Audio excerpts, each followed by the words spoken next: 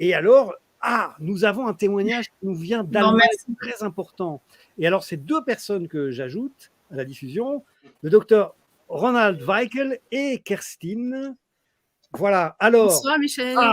Bonsoir. Hallo, Bonsoir à tous les 2. Hallo. Bonsoir, docteur. Bonsoir, Kerstin. Je précise, et je vais être très bref, docteur, vous parlez un peu français, vous avez fait l'effort et vous avez beaucoup travaillé avec Kerstin pour vous adresser à nous en français. On vous en remercie. Je vous laisse tout de suite la parole à tous les 2.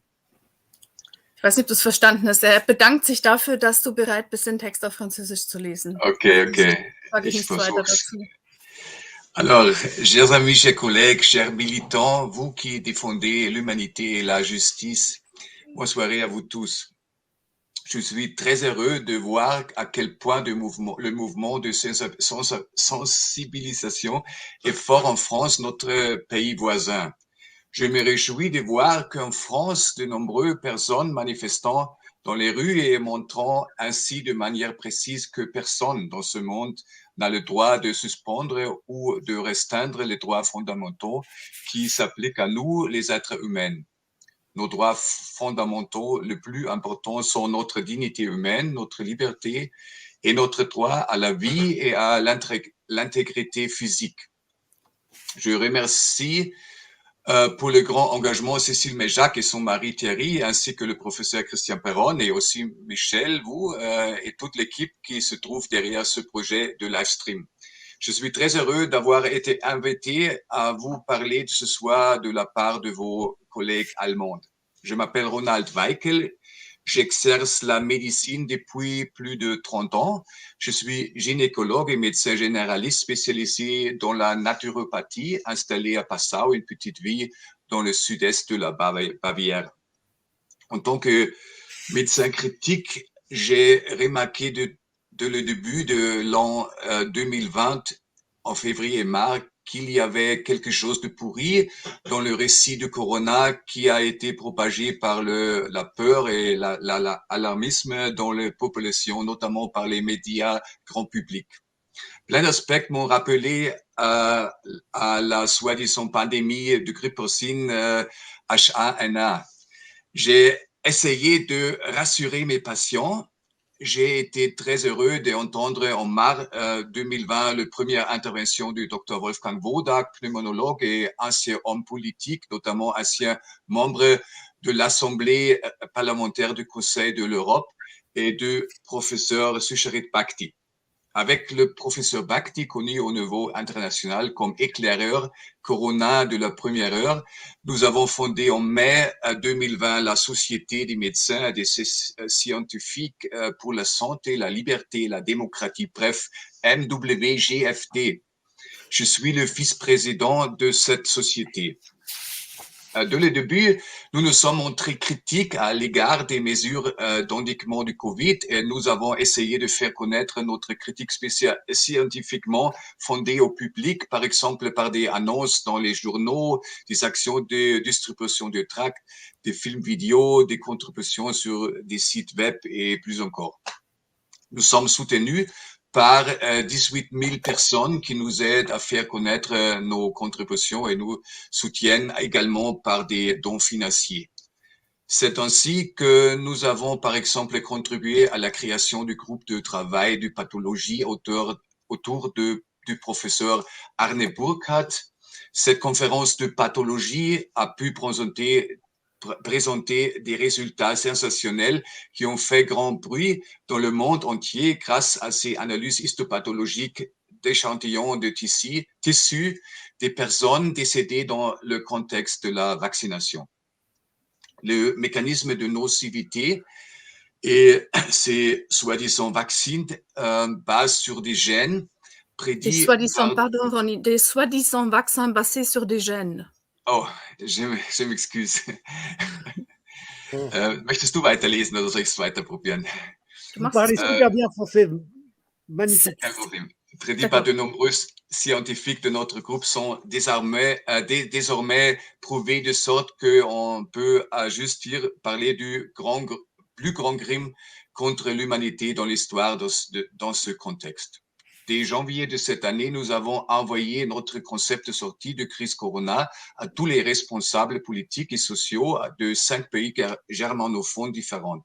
Ce concept a été élaboré par une vingtaine de médecins et de scientifiques. Il se compose de 10 points d'exigence que nous avons étayés par des études scientifiques en premier lieu sur l'exigence d'un arrêt immédiat des vaccinations Covid et également l'arrêt de toutes les mesures ou interventions d'endiguement de la maladie du Covid non basées sur des preuves dites non pharmaceutiques. Pour cette critique de mesures, les médias publics et les politiciens nous critiquent fortement, on tente partout de nous discréditer et de nous calomnier de la pire des manières. Depuis février de cette année, j'ai moi-même déjà eu 2 procédures judiciaires avec 14 jours d'audience à ce jour. Pourquoi enfin? En juillet 2020, lorsque le port du masque a été rendu obligatoire pour les enfants, j'ai lancé un appel vidéo à tous mes collègues médecins pour leur demander d'ouvrir leur cabinet aux personnes ayant problème avec le port du masque et de leur délivrer les cas échéant une attestation contre l'obligation de porter un masque. Par la suite, mon propre cabinet est devenu une sorte de lieu pèlerinage pour cette attestation. Les gens venaient parfois de très loin. Ainsi, entre juin et décembre 2020, j'ai délivré en tout et pour tout 1096 attestations de ce type. Je l'ai d'ailleurs fait gratuitement car je ne voulais pas profiter de la détresse aiguë, merci, d'autrui à mon avantage financier. En décembre 2020, j'ai été totalement surpris par une effraction policière de mon cabinet et de mon domicile privé qui a mobilisé chacun desquels 10 policiers.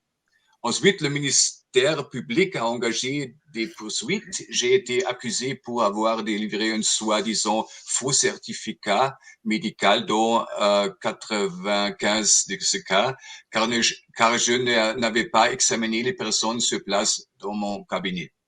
Le procureur voulait et cherche toujours me mettre en prison pour 2 ans et demi à cause de certificats et m'infliger en plus une interdiction d'exercice de 3 ans ainsi qu'une amende importante.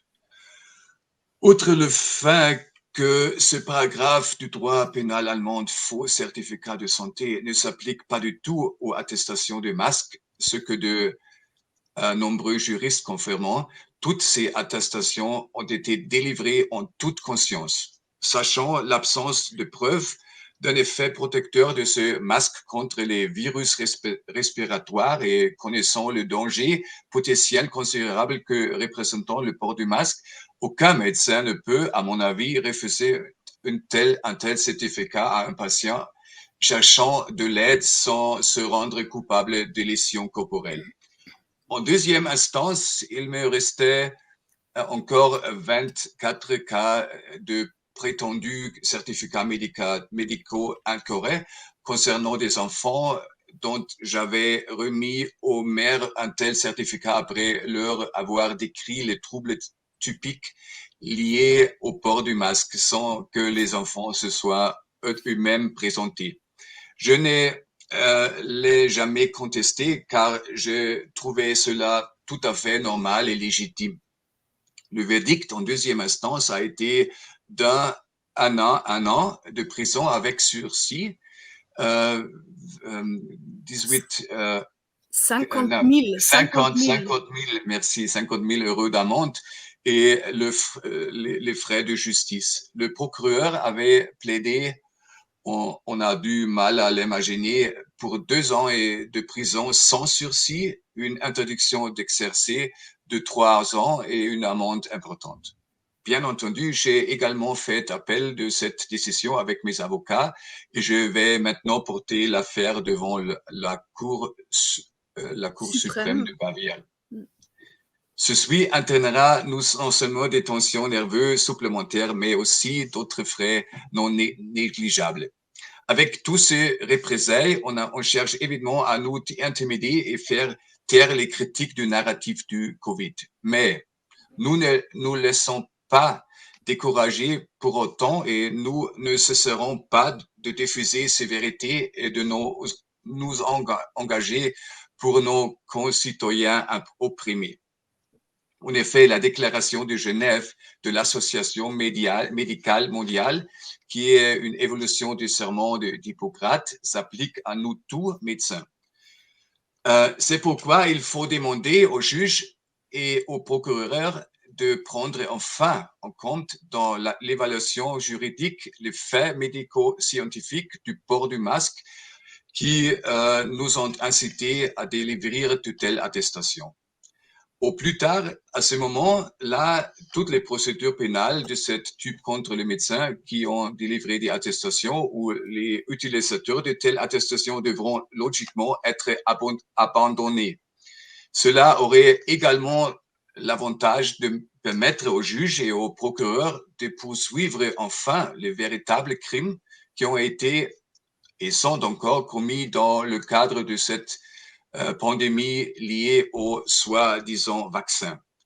Je viens d'enregistrer un appel vidéo à tous les juges et procureurs à ces sujets et j'espère que l'un ou l'autre d'entre eux se laissera convaincre de changer d'avis. L'espoir meurt en dernier. Pour conclure, je voudrais encore dire que de mon point de vue, la pandémie est aussi une grande chance qui s'offre à nous de regarder enfin derrière le rideau. Okay, dann machen wir es zu Ende. Okay, ich danke alle. Je remercie à tout le monde.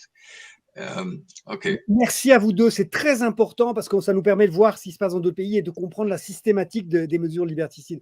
Merci beaucoup, on vous écouterait des heures, je suis désolé de vous couper. Merci beaucoup Ronald et Kerstin.